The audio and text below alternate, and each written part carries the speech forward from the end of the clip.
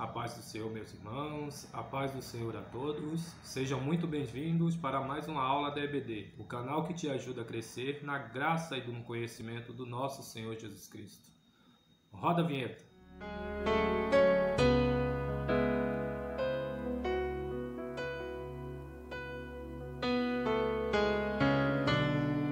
Bem, meus irmãos, já estamos de volta para darmos mais uma aula da EBD. Antes de darmos a aula, gostaria de agradecer ao nosso irmão Elias, aqui do nosso Distrito 12 Restinga, em Porto Alegre, por elaborar e nos passar uma melodia, a qual vai passar aqui no decorrer do vídeo e também que passou aí na vinheta. Muito obrigado, irmão Elias. Deus continue abençoando você e sua família, e continue assistindo aí, compartilhando e curtindo, tá? E para os demais, eu quero dizer que você que ainda não é inscrito no canal, que se inscreva no nosso canal. EBD Restinga no YouTube e também lá no Facebook. Curta lá, compartilhe também a nossa lição. Ative o sininho para que quando tiver novos vídeos você seja o primeiro a ser informado. E deixa o seu like, tá? E também comenta aqui no rodapé, tá bom? Dado esse recadinho, vamos passar a dar a nossa aula de número 9. Né? Nossa aula de número 9, nosso terceiro trimestre, que tem por título Como vencer as oposições à obra de Deus, né? Nós vamos ver um pouquinho como vencer essas oposições, né? E como Neemias venceu a oposição dos samaritanos, a qual a gente falou lá na lição de número 7, e hoje nós vamos falar com mais detalhe, amém?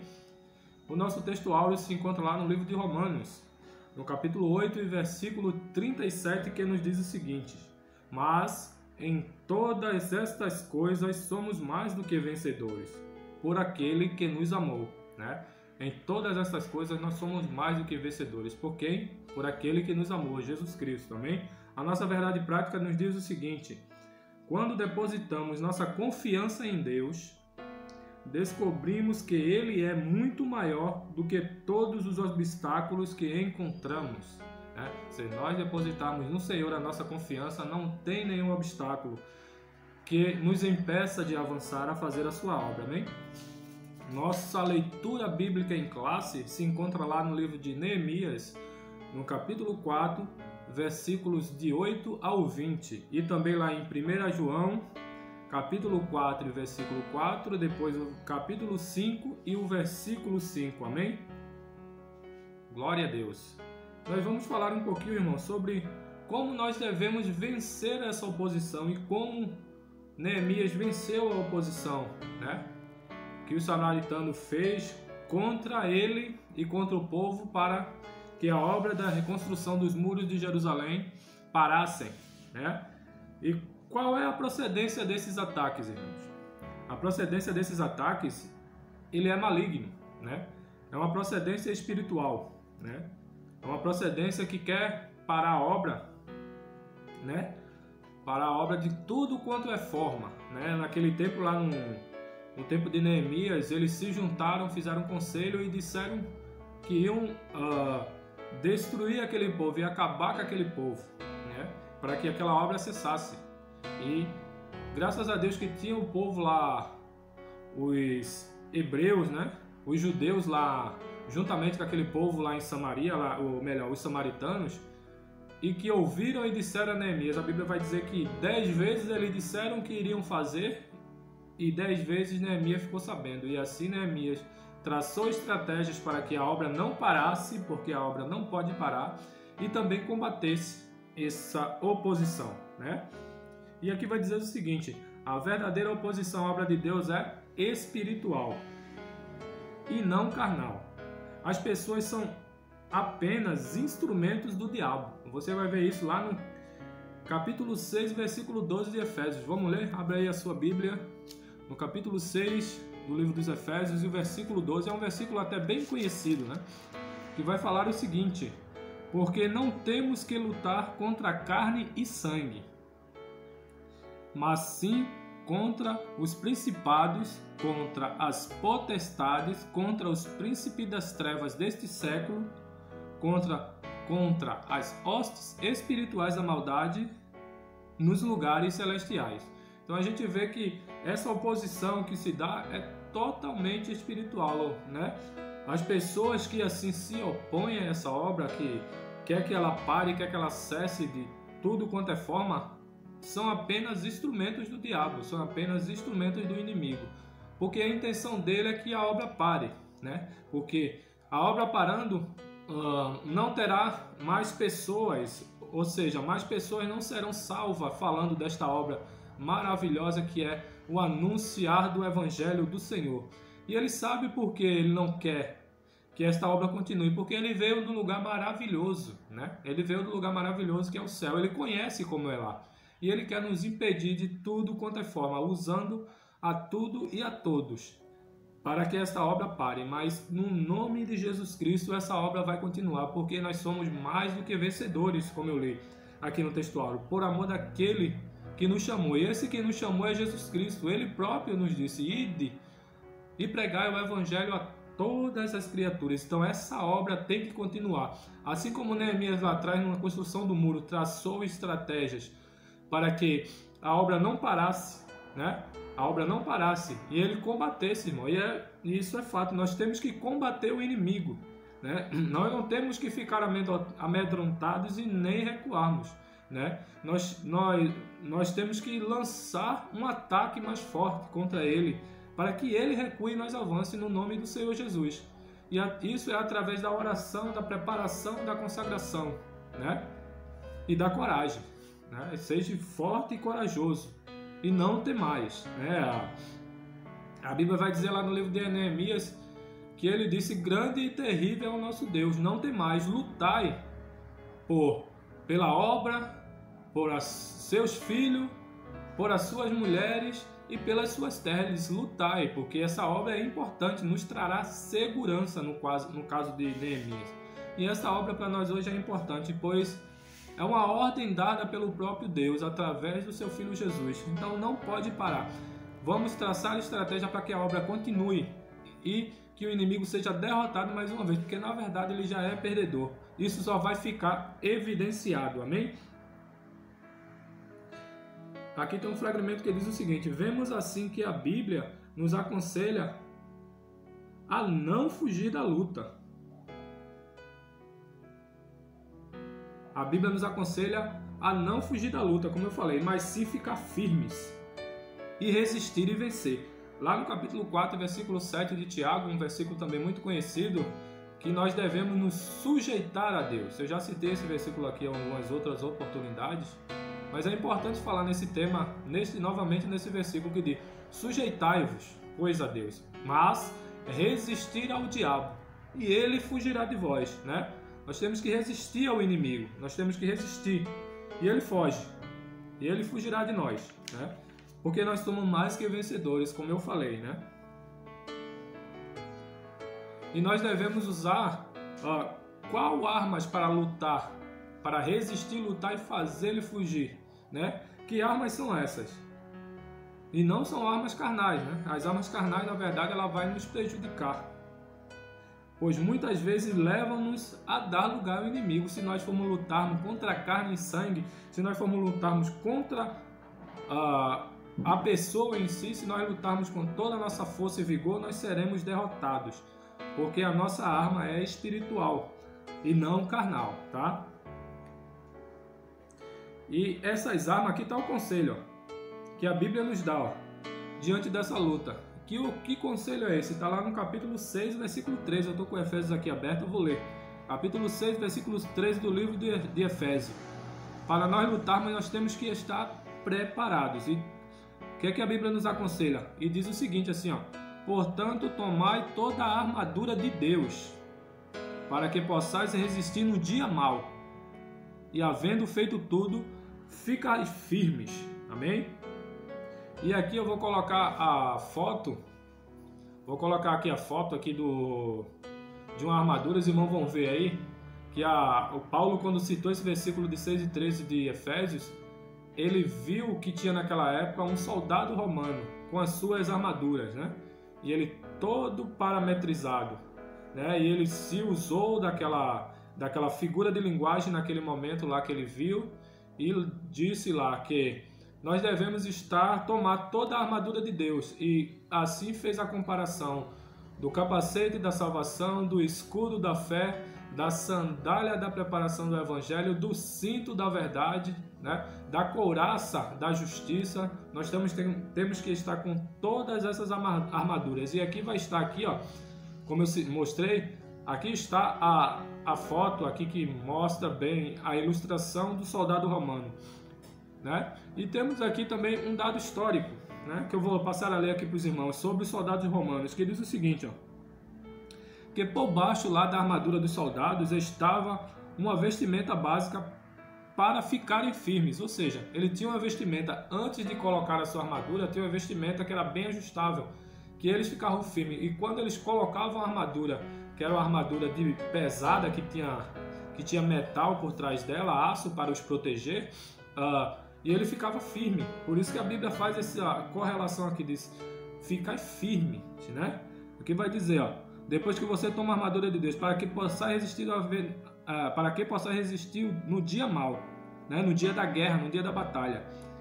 E havendo feito tudo, depois que fizer tudo isso, fica firme. Então os soldados romanos colocavam aquela armadura, porque tinha uma roupa que fazia com que eles ficassem firmes. E o que mais? Nas suas sandálias também tinham grandes pregos, né? Eu posso dizer pregos, mas tem outra nomenclatura, mas era algo pontiagudo que fazia com que ele ficasse firme, né? E que ele andasse e não vacilasse o seu pé nem caísse. Aquilo servia para ele ficar firme também. É assim que nós devemos ficar. Porque aqui vai dizer, ó,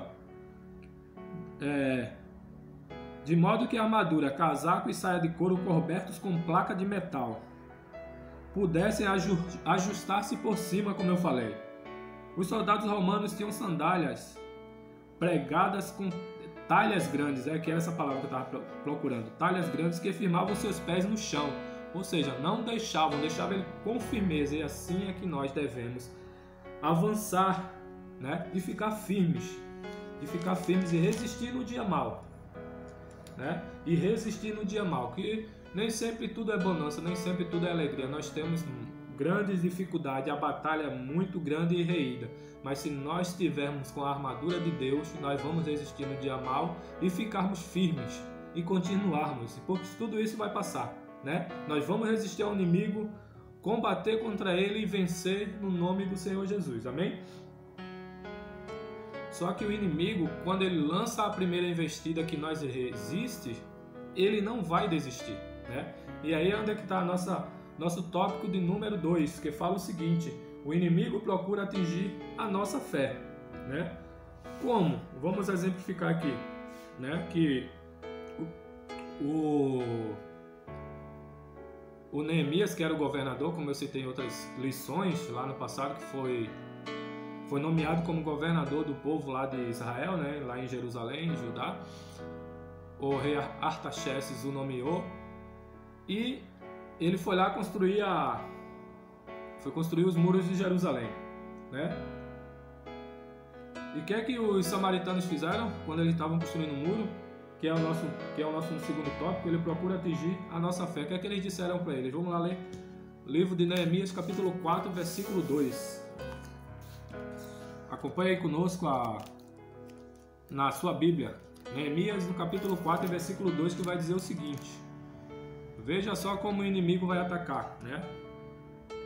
E falou na presença dos seus irmãos e do exército de Samaria, isso os samaritanos, e disse: que fazem estes fracos judeus? Permite-se-lhe isto? Sacrificarão? Acabá-lo-ão num só dia? Vivificarão dos montões o pó das pedras que foram queimados?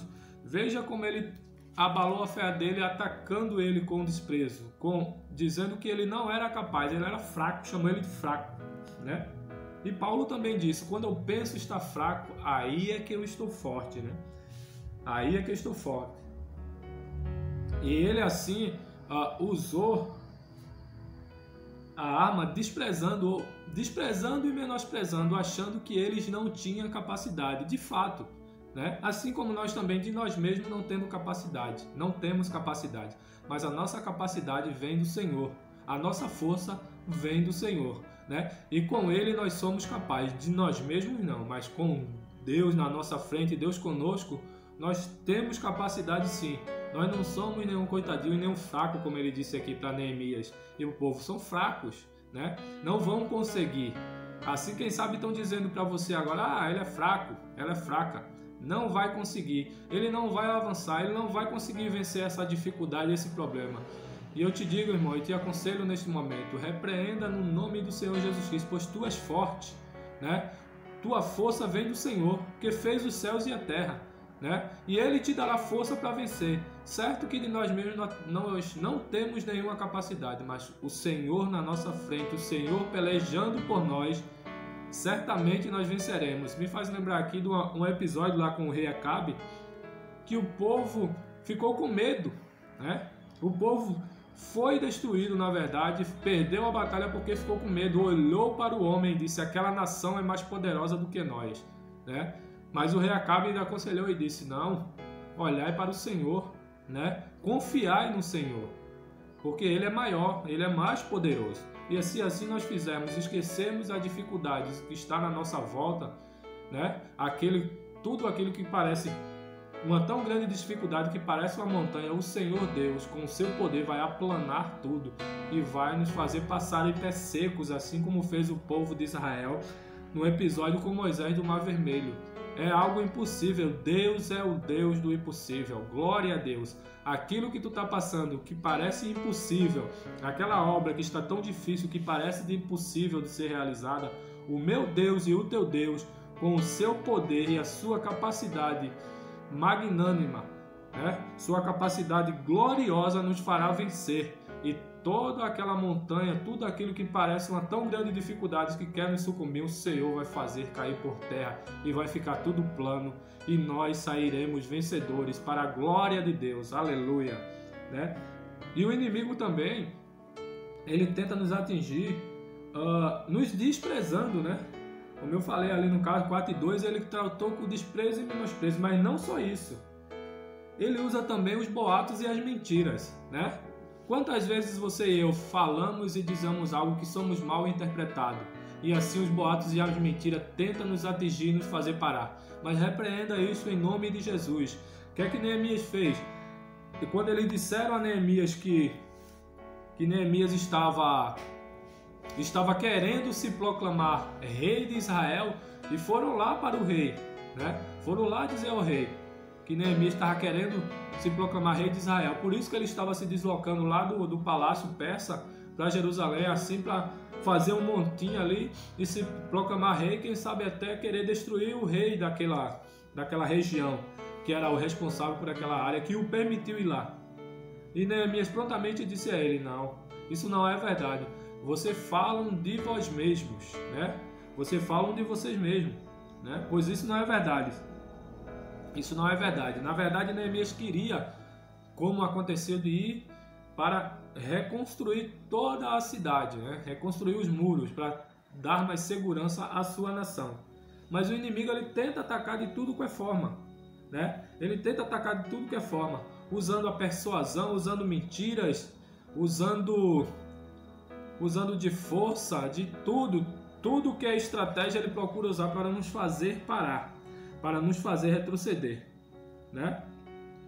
E aqui também, ó, fala que os samaritanos, eles causaram calúnias, dizendo que ele planejava constituir-se rei de Israel, como eu falei.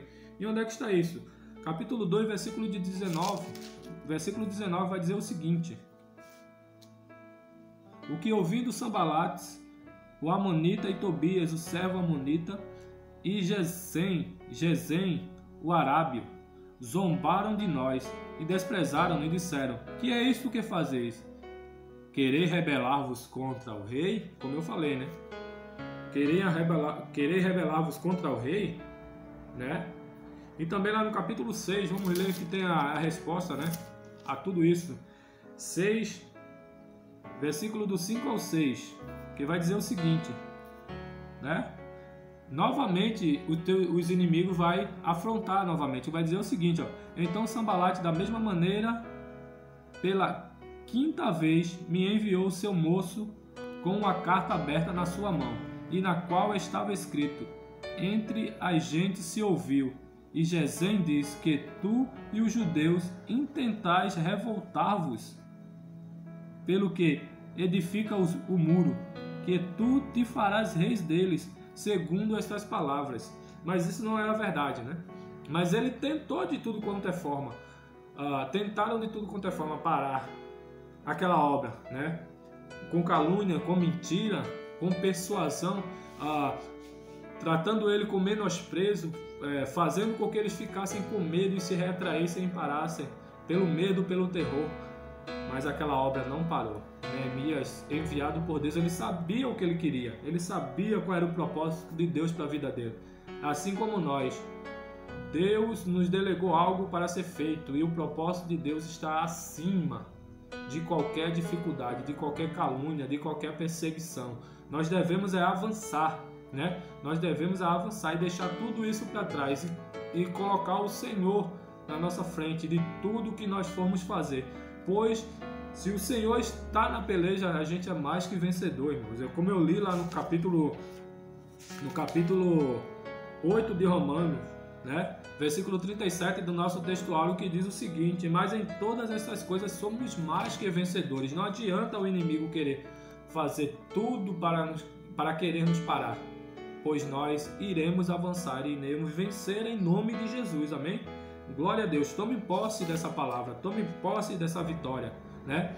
Pois o Senhor nunca, jamais vai desamparar aquele que trabalha para Ele, que trabalha com fé, que trabalha com prontidão, que está à disposição como vaso a ser instrumentalizado pelo Senhor e usado.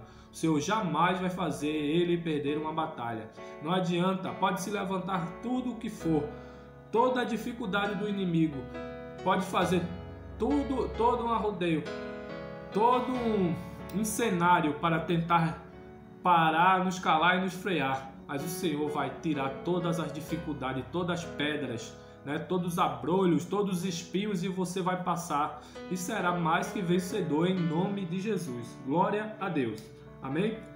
E o nosso terceiro tópico que eu vou passar a falar agora vai dizer o seguinte: qual o segredo da vitória de Neemias e dos judeus? Né? Onde é que está esse segredo? Né? Vou ler aqui no capítulo 2, versículo 20 do livro de Neemias, que vai nos falar que segredo é esse para os dar a vitória, né? E ele lhe respondeu e disse: o Deus do céu é que nos fará prosperar, e nós, seus servos, nos levantaremos e edificaremos. Mas vós não tendes partes, nem justiça, nem memória em Jerusalém. Esse foi o recado de Neemias para os samaritanos, com tão ferrenha, tão grande oposição. Ele disse: o Deus dos céus é que nos fará prosperar. Esse é o segredo, irmão. Esse é o segredo da vitória dos judeus, e esse é o segredo da nossa vitória hoje em dia. Tá difícil? Tá complicado? Tá ruim? Parece que não vai dar certo? Tome posse desse versículo, capítulo 2 e versículo 20, né? O Deus dos céus é quem nos fará prosperar. Ele é o dono da prosperidade. Tudo isso vai ser derribado e você vai ser vitorioso. Mas essa vitória, ela se vem quando ela vem, é através da nossa oração e buscar o Senhor, né? Devemos sempre orar, né? O que Neemias fez quando estava difícil a coisa? Capítulo 4, versículo 4 vai dizer o seguinte. Vou ler aqui para os irmãos.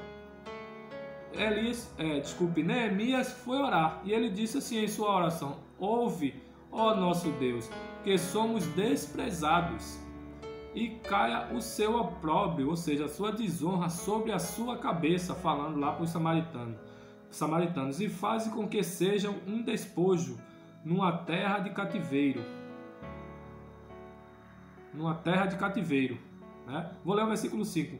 E não cobrais a sua iniquidade, e não se risque diante de ti o seu pecado, pois que te irritaram defronte dos edificadores, né? Neemias foi procurar a pessoa certa, né? Ele foi orar. Em nenhum momento ele foi fazer alguma coisa para depois consultar o Senhor. Ele primeiro consultou o Senhor, orou ao Senhor e após foi traçar as suas estratégias. Nós devemos sempre orar, né? devemos sempre estar em oração. No capítulo 5, versículo 17 de 1 Tessalonicenses vai nos dizer o seguinte: orai sem cessar. Nós devemos sempre estar em oração, né? Sem cessar, constantemente, né? No capítulo 4, versículo 2 do livro de Colossenses vai nos dizer também: perseverar em orações, velando também com ações de graça. Então, aqui a Bíblia muitas vezes nos mostra que devemos orar, devemos buscar o Senhor em oração. O próprio Jesus Cristo é um exemplo clássico para nós, né? Ele sempre foi orar ao Pai, sempre. A Bíblia vai falar por diversas vezes que Jesus se retirou e foi orar, que Jesus se retirou e foi orar à parte, né? Sempre o Senhor Jesus nos deixou o exemplo. Então nós devemos orar ao Pai, conversar com o Pai. Se está difícil, a dificuldade está grande, a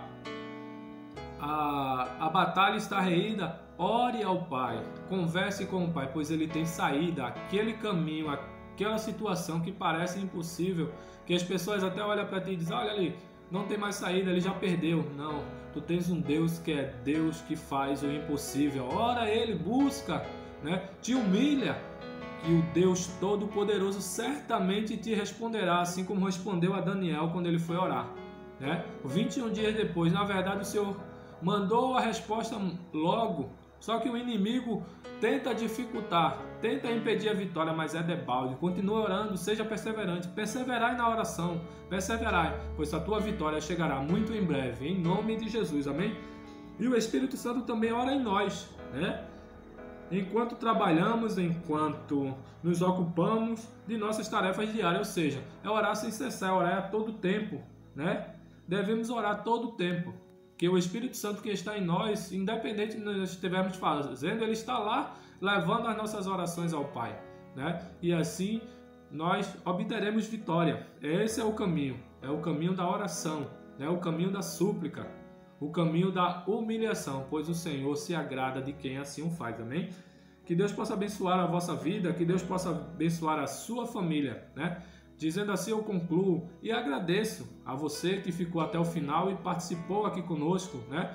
Que participou conosco até o final. Deixa aqui seus comentários aqui no rodapé desta aula, né? Se inscreva aí no canal se você ainda não é inscrito, tá? Ative o sininho para que quando tiver novos vídeos, você seja o primeiro a ser informado. E ó, deixa o seu like, né? Deixa o seu like, o seu joinha, se gostou desta lição. E também compartilha para que mais vidas possam encontrar este Salvador e serem salvas por Ele, para a glória do Deus Pai, Deus Filho e Deus Espírito Santo. Mais uma vez eu digo uma ótima semana a todos, em nome do Senhor Jesus Cristo.